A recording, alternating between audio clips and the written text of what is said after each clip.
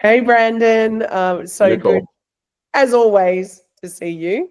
And I think I don't even know how long we've known each other now. Long time. Oh, it's 10, got to 10 be, plus years for sure. Yeah. yeah, crazy. And you were at a different business prior where we were working together, and we've worked together in a technology perspective for that period of time. So, yeah, it's wonderful to have you here.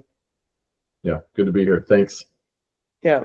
So I think the awesome thing with you is I think you've seen integrations, websites, Bullhorn, analytics, just Mhm. every aspect of a staffing agency at its best and also at its opportunistic stage. I wasn't going to say bad, but like there's just so many things in this industry that people don't understand, and they seem to be coupling together technology to try to make it work, but nothing integrates properly. I'd love to hear from your perspective the problems you see being or that should be being solved, and how you've gone about it.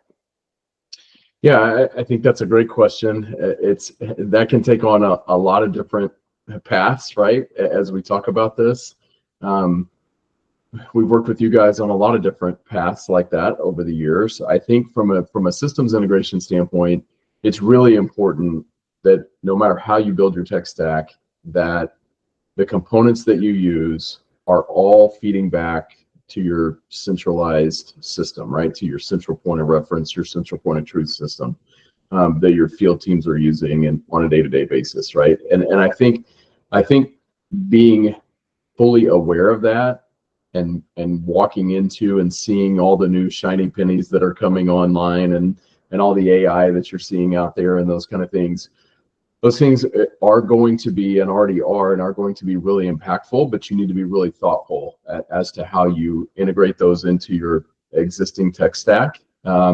Maybe even pivoting and making changes to your existing stack, right, to more fully utilize those things moving forward. Always being willing to pivot and make changes where you can. But I think just having that mindset is really important. Knowing that it's like a non-negotiable that things integrate. If they don't naturally integrate, then you have to find a solution. And we've actually done that recently, that puts those systems together really seamlessly, while also saving us costs on the back end. So I'm a big proponent of systems working together, either natively, right, or through integration, or through third-party tools that bring those systems together. Great answer. And I think that from what we see is exactly what you've just explained. You need a source of truth. Mhm. And in your situation, you're using Bullhorn, that Yeah. that that needs to be the heart of everything you do. And if things don't integrate properly, you're setting yourself up for a massive headache. But also, I think it leads into an interesting one. If it's not in your case, if it's not in Bullhorn, from a reporting standpoint, it really doesn't exist. Can you talk to me a little bit about the power of analytics and data and having that at your fingertips, and why you guys have worked like amazingly hard to bring that to life? Yeah, I think kind of going back to what we were looking at, right? Bringing all data sources that you're using into a centralized place. Most importantly, for your field teams to be able to utilize and stay in one place and operate and work efficiently day to day, but also so that you can see forecasting for your business, you can see day-to-day analytics for your business, right? You can see the way that teams are performing, maybe forecasting out the way that the way that those teams need to perform for you to hit the goals that you have as a business, those kind of things. So we've really, yeah, like you said, we've really put a lot of work in the last couple of years to really building that out and ensuring that all the data sources that we have, that our teams utilize on a day-to-day basis, are feeding into one place and then reporting out of one structure as well. So obviously still, that's an ongoing puzzle, right, that we continue to put together, but have put a lot of those pieces in place over the last couple of years and continue to work on that to refine it to not only to not only have the analytics right across the business to show to our executive team that are making decisions about how the way that the business runs and those kind of things moving forward, but also the way that the teams work on a day-to-day basis. So the teams knowing where they are, kind of those North Stars of where they point to, and the important pieces of their KPIs, along with their GM, and rolling all up into that analytic piece is truly important. And you're right, we have spent a lot of time there and continue to, because that's such an important part of the business. So from a marketing standpoint, really keen to get your insights, because you've been doing this, but I would say it's not only marketing, like you're a technologist. So yeah. I always send people to you if they're, which you probably love, if they've got complex questions or they're having issues, which most people are, with integrations and setting things up. From a marketing perspective, because that bare bones all the way through to leadership of marketing, lots of companies, I think, fall down in this area. They recruit people who they might understand a little bit of marketing, but they don't understand the nuances of staffing. Can you tell me, and this will be a long answer, but what would be your advice to a marketing person or a staffing agency that's setting out to recruit one? What should they be looking for? What should they be looking to, in your opinion, do in the beginning to get them on the right path? Yeah, that's a big question. I think as you're looking for people, it needs to be the right, as you said, somebody that has an aptitude for marketing in general, right? That understands marketing, that understands brands, and that understands branding in front of the right audiences and messaging and content and those kind of things that, from a marketing standpoint, obviously aren't unique to staffing, that can span the gamut of any industry, right? Marketing is important in any industry to help drive sales, right? That's what we believe is marketing helps drive sales, drives the bottom line revenue. And that's how we look at it. So I think when you look at people, we've been really lucky I've worked with some great marketing people over the years, and we have a great marketing manager right now, Miller Bradford. She's amazing. And I think, and came into this with no staffing experience, right? So I think when you look at that, you need to really have an overall assessment of your team and complement the other person's strengths with the other person's strengths, right?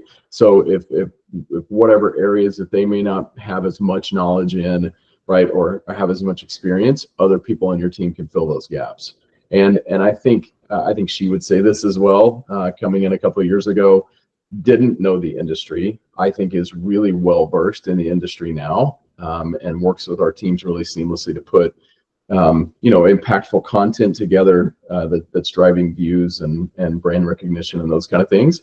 So I think that's really important. I think really assessing the team that you have operationally and what they can help that person bring to the table is important. Not just putting it all and saying, hey, we're going to hire a marketing person and that's the silver bullet and that's going to get us over there. There is no silver bullet, right? But just understanding where you want that person's focus to be. Do they need to be more content driven? Do they need to be more design focused? Do they need to be, SEO focused, right? To get you in front of the right audiences and those kind of things. And I think it's important too that you have somebody who recognizes the power of technology in that. And I would even say we've been able to do this with you guys over the years. I mean, when I joined DeWinter a couple of years ago, actually 3 years ago now, the website was complicated and it required developers to make updates to the website, right? And we wanted something simple. We wanted something that our marketing team could update and handle and create new and drive forward without having a dependency on the partner that we were working with, right? We wanted all that power in that person's hands.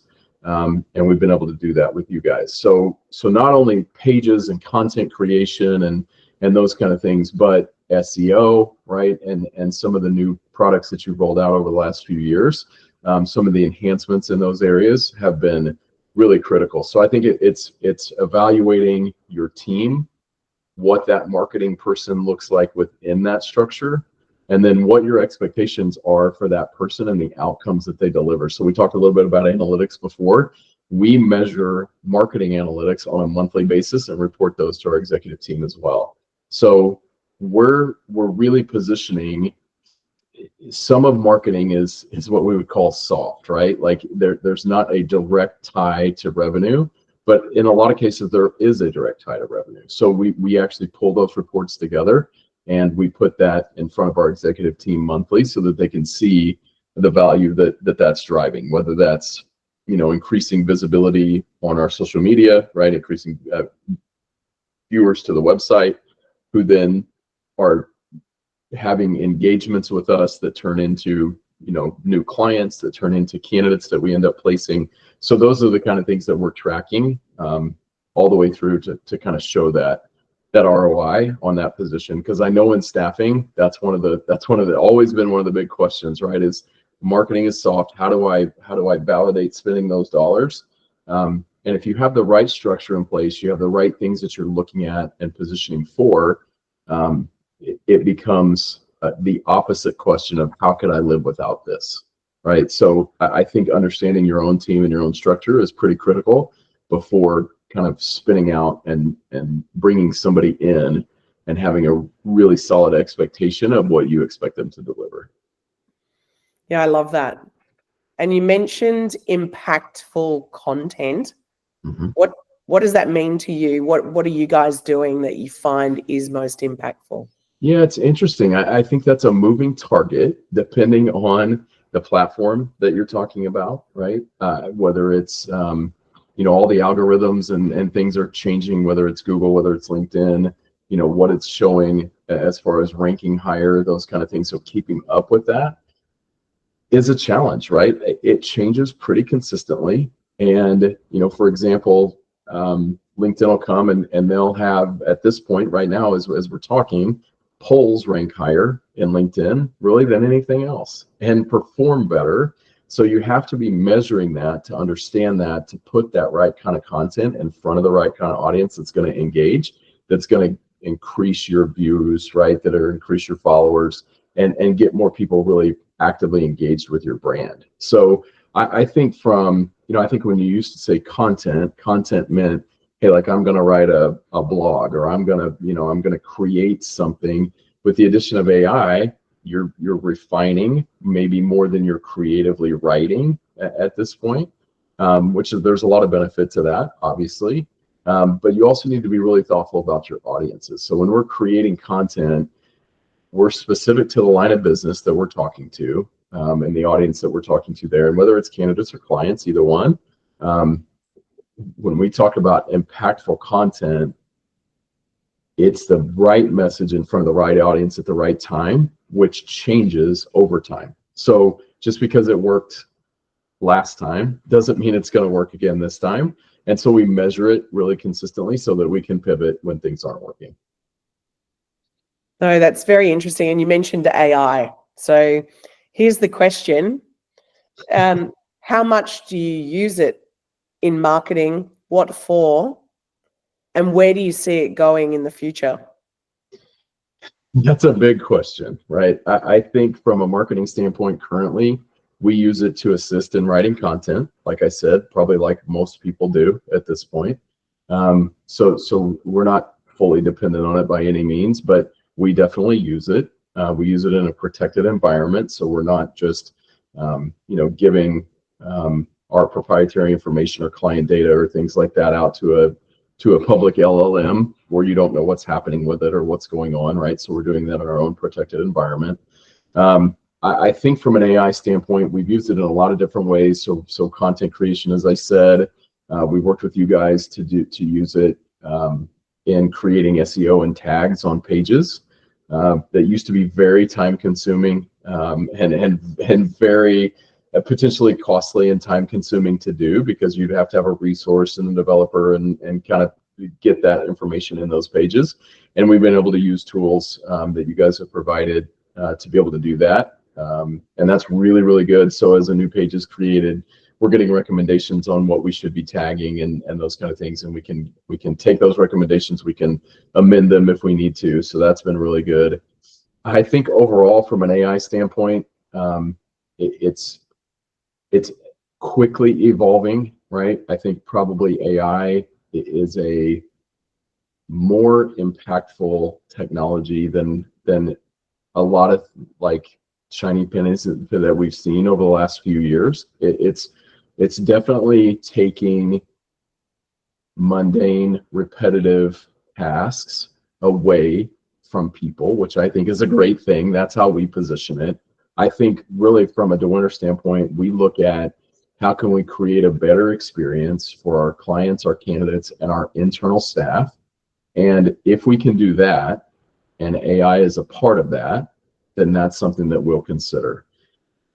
We use it from middle office and back office, and then there are some applications from a front office perspective, face to face with a human, that we just don't think it's the right application for us at this point.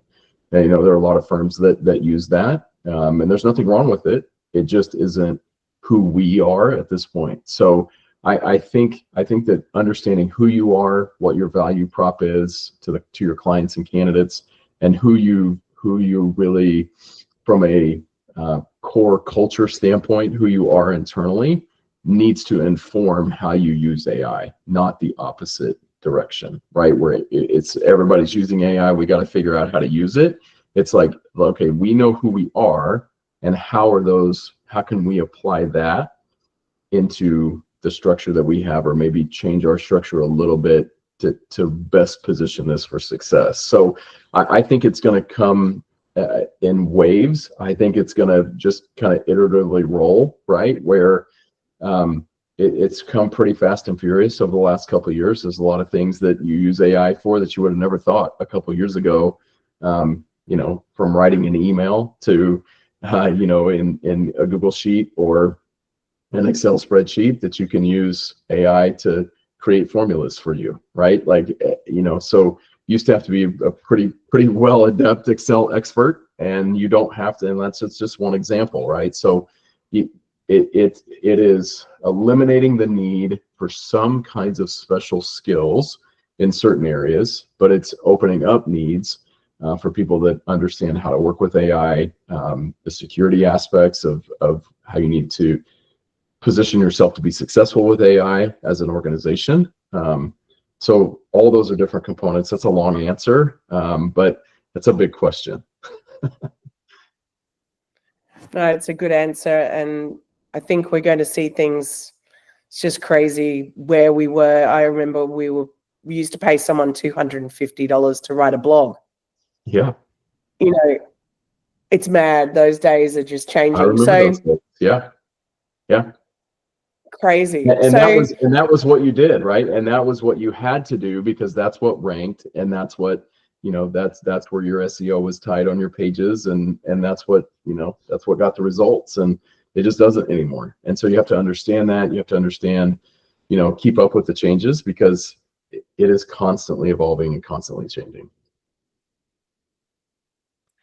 Yeah, very true. And so you mentioned, so from a website standpoint, SEO is made up of a million things, as you know. It's got a lot to do, most definitely, obviously, with your website, the content on it, the things that you do, the job URLs. It's a complex beast, and it's becoming more complex with answer engine optimization coming into the fold. How often are you updating your website? Like, how often are you creating new things? Weekly, right? I think from that aspect, we put together a marketing plan. Again, Miller drives this, and we put together a marketing plan for the year, but then we review it monthly, and we review it every couple of weeks, and we pivot where we need to, right? So we have kind of our big content pieces that we know that we're creating every year. But then as algorithms change, as new things come into the market, as you mentioned, right, the answer components, right, like as that AI comes into the mix, how does that affect what we're doing from a content standpoint? How do we position our field teams to be experts in their field, which they are, right? From a recruiting standpoint, from their functional specialty standpoint, technology, finance, and accounting. How do we put that kind of content out there, help them position themselves as experts in the marketplace? I think a lot of it is, again, just keeping up with what is happening. We really dedicate our time, we carve out time during the week to be able to research and look at that, and then how that's going to impact us now and then potentially into the future. So when we put anything in place, we actually look at it and say, okay, is this now? Is this something that we need to be positioning for the future? It's okay, we don't need to have it right now, but we need to be moving that direction. Or, hey, this is something that I see out there. We don't need to do anything about it now. I'm not even sure we ever need to, but we need to keep an eye on this, right? So again, I think not rushing into, again, being able to make fast decisions, but not rushing into quick, hurried decisions that take you down a path that maybe you don't need to go down. So obviously, website is how we know each other. You've mentioned the easy use, you don't need coders or developers anymore. The team can manage it themselves. I think the other question, and it goes back to your other point around integrations, how important are the integrations that Shazamme provides from a backend perspective to pull the data? I think super important, right? I think, you mentioned for us, Bullhorn is our system of record. And for us, we also utilize a partner, Itiboo, that you also work with, that also works with Bullhorn. And I think a unique use case for us in that aspect. When I joined DeWinter, they traditionally hadn't posted many jobs. Number one, because it was a little cumbersome to do so. Number two, they had over, at that point, a 22-year period, had curated a really solid database of people in accounting and finance and technology roles, primarily in the Bay Area of California. So they had not taken and ingested just applicant records into their system. They've been very diligent about what was coming in. Was it viable, right? Is it updated, right? Those kind of things. So as we started talking about this, that was a really core tenet of what had to be part of the solution. Was we still need to be able to determine who goes into the system, because our database is really valuable, right? And they've made it such in the way that they did it. And so that was a core component of being able to do that. And so that's why we brought in Itiboo, which allows us to multi-post, right? So Shazamme is obviously, our website is one of the places that goes. And then it centralizes back all candidates, applicants into one spot where our people can then review and determine, do they go into Bullhorn or not, right? So being able not only to have the ability for Shazamme directly to integrate, but your ability to integrate with other partners that are important in staffing, that all centralize and push back into Bullhorn together, right, and work together hand in hand, is really, really important. And a lot of partners don't understand that, right? So it's like, well, we've done this. Well, that's great, but that's like step one. We need like these other things done too, or it doesn't do us any good, right? So I think understanding that integration component, not only directly to Bullhorn, in our case, from an ATS, whether it's Salesforce, whatever it is, but also those other ancillary partners that are important to the business too. Yeah, no, good points. And what data are you tracking currently that's coming from your website?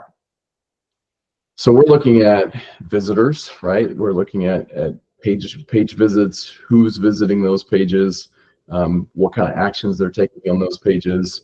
We're pulling that monthly. We're looking at, obviously, applicants, people that are applying to jobs, people that are creating job alerts and job rules and things like that, and really trying to curate, right, an ongoing conversation with them, because we all know, like, if it's a job applicant, it may not be the right timing, it may not be the right fit for that applicant for that job that they're applying for, but as a staffing firm, we're getting those kinds of roles consistently with our clients. And so having that ongoing dialogue with them, understanding, okay, you're applying really you're applying for this job, yes, but most importantly, you're applying to work with our staffing firm, right? And this is how we work, and this is what we do.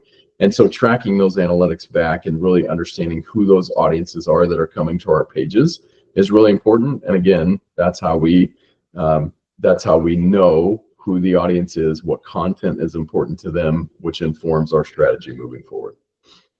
No, that's awesome. And then do you do source tracking? Like, I think one of the things that I've seen is in most websites for staffing, unfortunately, someone comes to a job, they land there. If they don't apply then and there, that tracking is lost because they might read a blog and then go back and apply for the third job they've seen. I think, and it'd be interesting to understand if you're using this with us, you can source, you know that they've come from LinkedIn, they've landed on a job, they may not have applied, but they've looked at other things, then they apply. That's all without UTM tracking codes and things. Do you guys use that?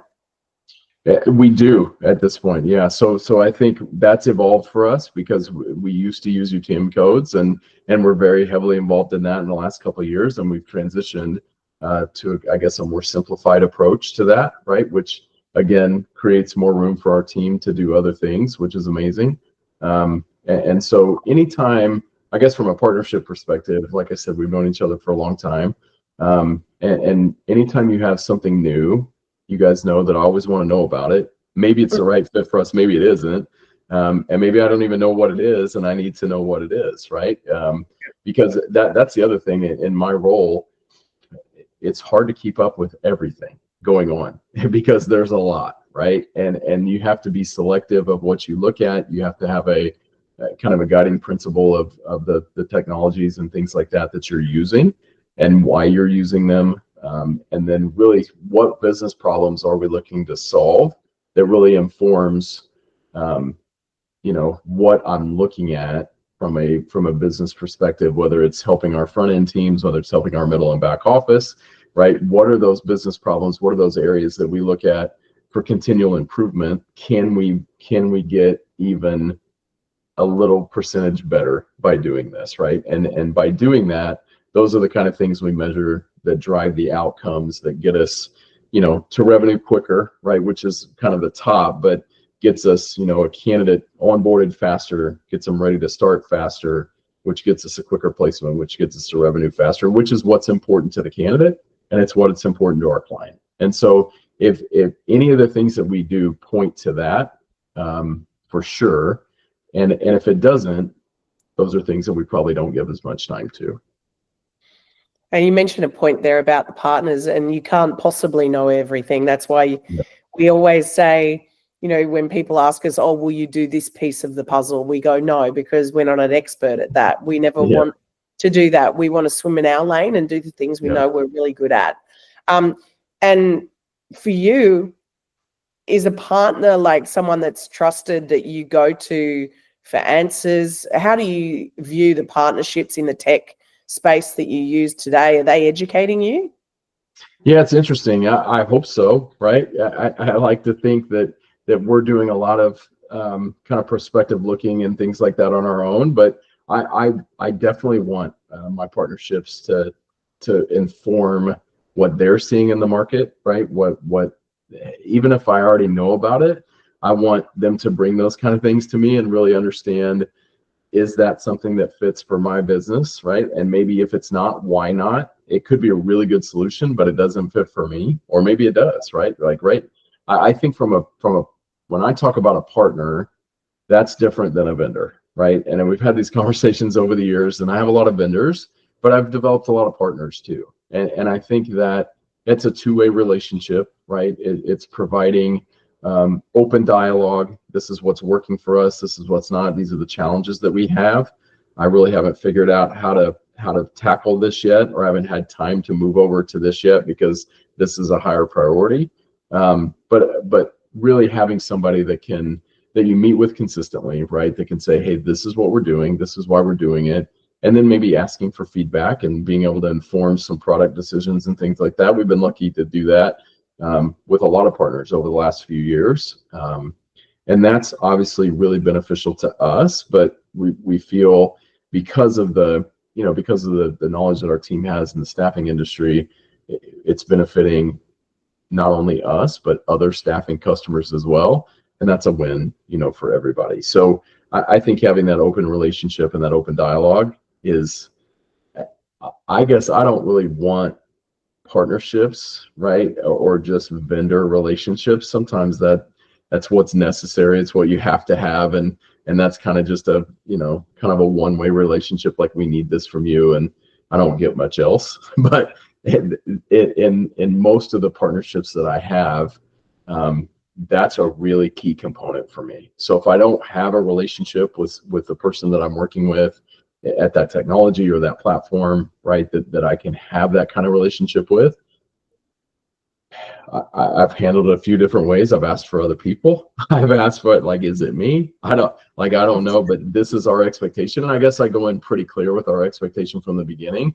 This is what I expect from you. Like, as a customer, this is what you expect from me, but this is what I expect from you as a partner. And this is going to be a two-way street. I'm happy to share information, but I need you to share with me too, because nobody, like you said, nobody holds all the keys. But together we can do a pretty good job getting most of the way there. Yeah, no, it's true. I think it's so important, and it goes back to those partners should be able to pick up the phone and have a conversation with each other to solve problems, or open up opportunities, more importantly, especially with all the new things that are going on in the market. So I think, we've had a lot of conversations over the years that really probably haven't gone anywhere, or they've informed something else, right? Like, it started off this way and then it veered off into, well, maybe this is more impactful. So I think those are really, really valuable. Yeah. Because it opens up everybody's thoughts, right? Like, it opens up, you start going down one path and you're like, well, how about that? We haven't even thought about this, right? Or maybe I thought a little bit about this, but I haven't even applied what I'm thinking to this piece of it yet. And that I really should. Yeah. No, I love that. And I love, as you're aware, clients do drive a lot of our innovation from problems that they're experiencing or things they're looking to open up opportunities. And then we go and we evolve it into the platform, and which is exciting. It's good to be able to do that. Yeah. Shameless plug now.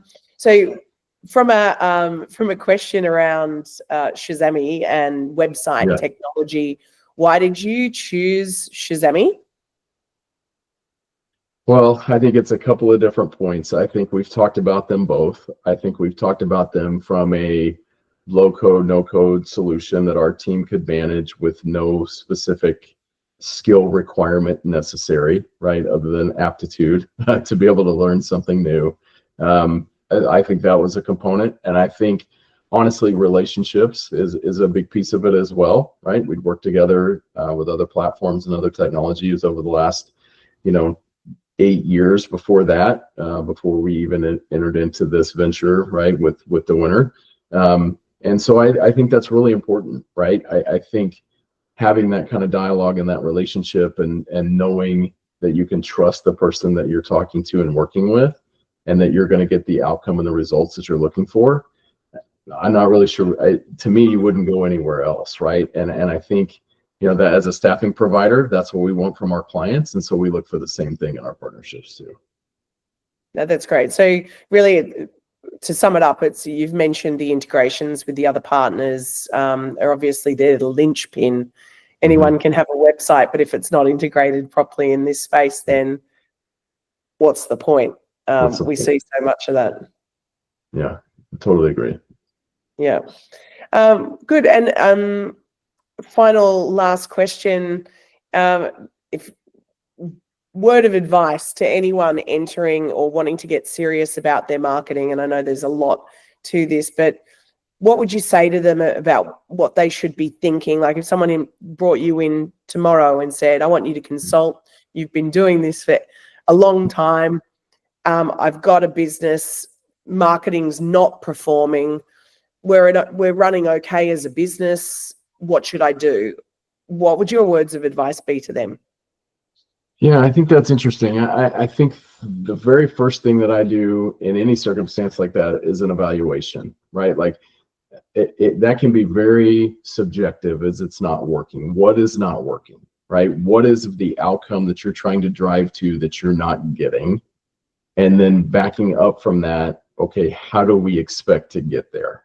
And maybe it's an outdated, work path that they're working from. Maybe it's an algorithm's updated and the content that they're delivering or creating is not performing the way that it used to and not getting you in front of the right audience at the right time with the right message, right? So I think really engineering that, re-engineering that process and understanding that. I guess, we talked about technology. For me, like I'm a process person. So understanding what the outcome that you want, how you're trying to go about it now, and then making recommendations based on what's happening and what could either incrementally get you there faster or could really, just expedite your process really quickly if you would do, X, Y, or Z. So it's really hard to say anything specific in that circumstance because it's going to be different for everyone.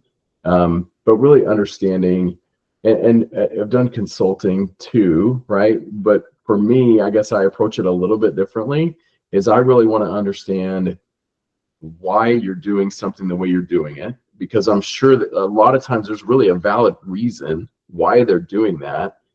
Maybe they don't know any better, right? Which could be a knowledge gap that you need to fill. That could be a component of it.